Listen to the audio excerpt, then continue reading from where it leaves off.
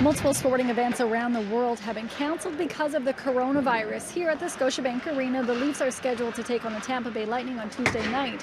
There are no plans to cancel the game. However, the way that the players interact with the fans and the media have been changed.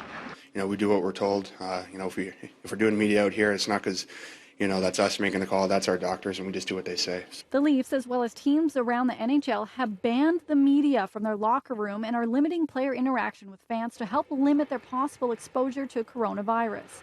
This weekend, the Women's World Hockey Championship, that was supposed to be held in Canada at the end of the month, was canceled because of concerns over the virus, and the Indian Wells tennis tournament was also postponed over concerns over the outbreak. Dozens of events around the world are going spectator-free to avoid the possibility of spreading the virus. That step hasn't quite hit the NHL yet, but the conversation has been brought up. As athletes, part of what fuels us and gives you adrenaline rush is the people in the crowd, so that would be definitely strange if that's what it comes to, but you've seen it's happening in places, so we'll see what happens.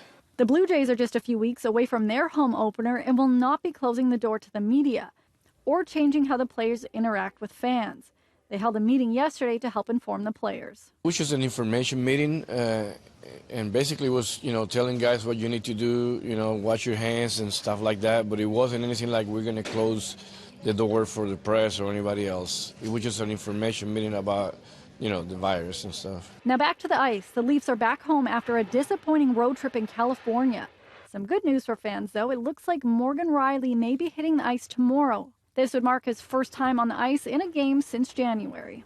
I want to bring more to the table and, really contribute a bit more down the stretch. And for me, not being around the past 8 weeks or so, it makes that fire burn a little more and, makes you want to come back and really have an impact and be a difference maker. And but again, the most important thing is that as a team we play a way that can be successful in the long term. The Raps are in action today, taking on the Utah Jazz in Utah. But before the game, Norman Powell was named Eastern Conference Player of the Week.